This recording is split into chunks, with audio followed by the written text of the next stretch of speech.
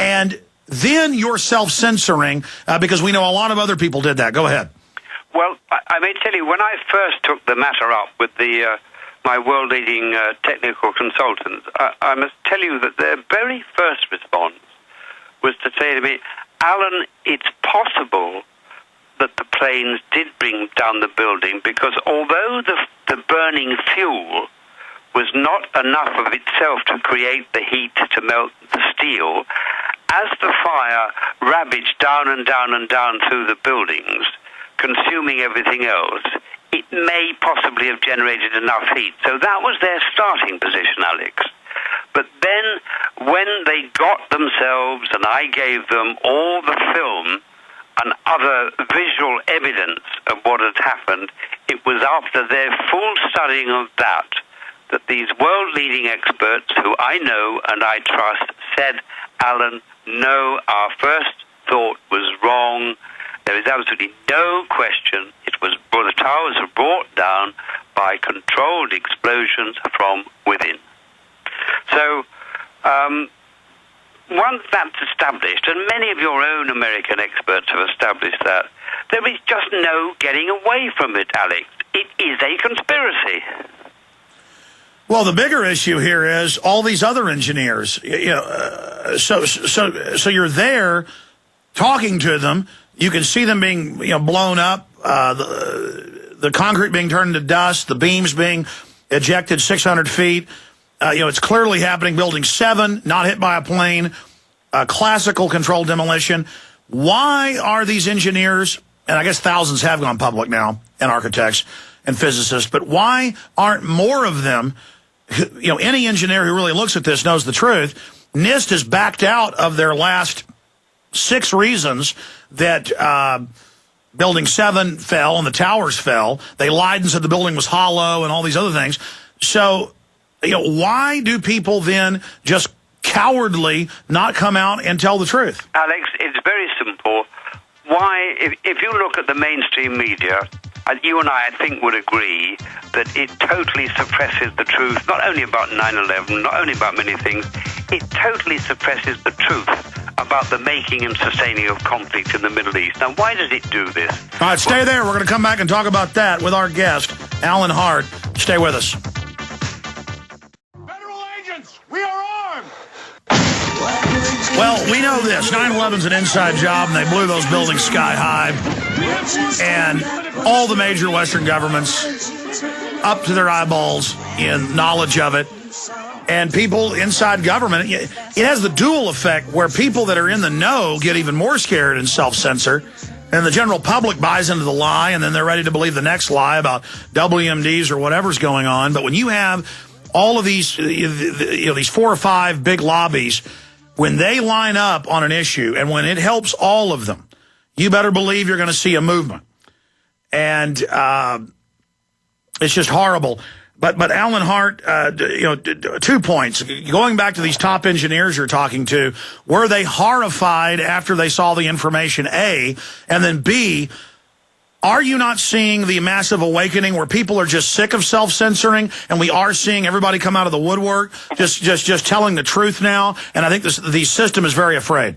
Well, Alex, I think something very important is happening. I mean, what I'm learning on this, first of what I hope will be several trips to America, is that most Americans, most English people, most Europeans, as citizens and voters, we have one thing in common. We now loathe all of our politicians. Isn't that what we have in common? All the polls show it. For the first time in history, both parties are universally hated. Well, the last time I saw a poll, I think Congress's rating was down to 21% and falling to 20%. Now, that is very serious.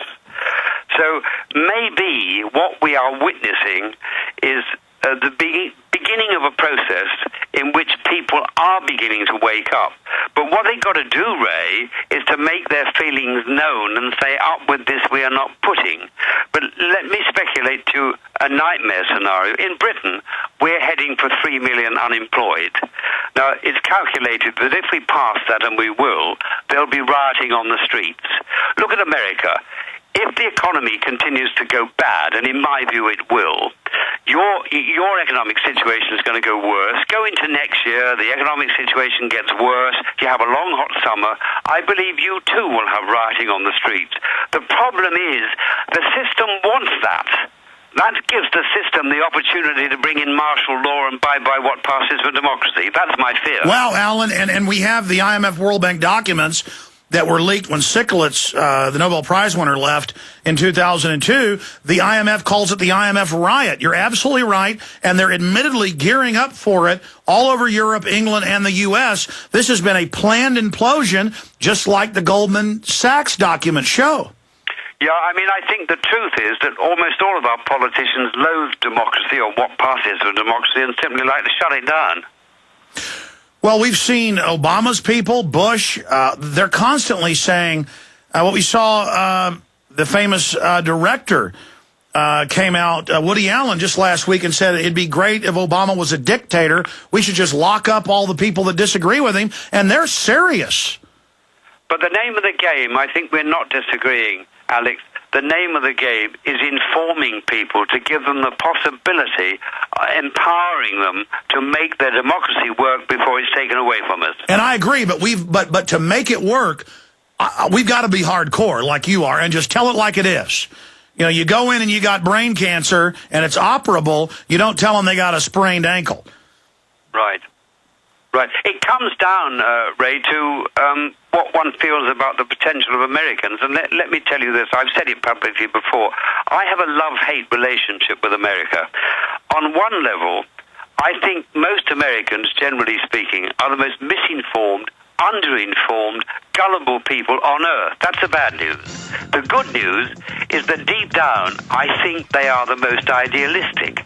And if they were properly informed and well-led, I think they could not only turn their own country around, I think they could give the world the lead it needs.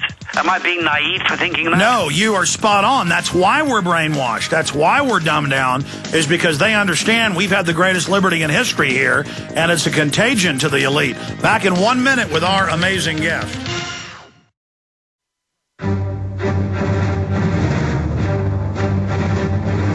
Big Brother, mainstream media, government cover-ups.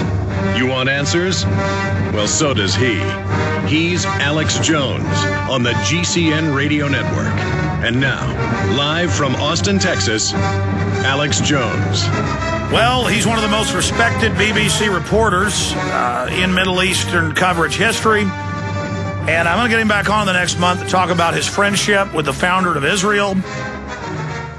And more. I mean, he really is a Middle Eastern journalistic icon for his coverage of that, very respected. And the fact that in the weeks after 9/11, he talked to top engineers. They did an internal study, just like Underwriting Laboratories did, and found out it was a controlled demolition. And then they fired their engineer who went public with it. Alan Hart has been on the show with us in the last hour, and we are going to have him back up. But we can't afford to let 9/11 become 45 years old like Kennedy. We can't allow another 9/11. And there's no doubt they've used it to set up this police state domestically to attack the world. This is the excuse for the authoritarian system.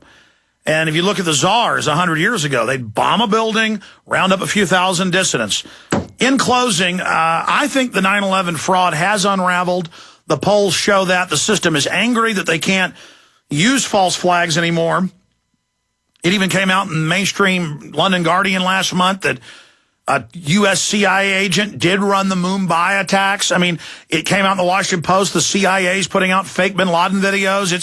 It's now coming out that the CIA is growing the opium in Afghanistan. But I've seen a shift in their tactic, Mr. Hart, to now just kind of throwing it in our face, hoping we just become acclimated. Can you speak to that? Yeah, well, one of the things that really makes me angry is that all of our leaders, they treat us with absolute contempt. They think that we're idiots, and they just don't think we can add up the dots and see how the pieces fit.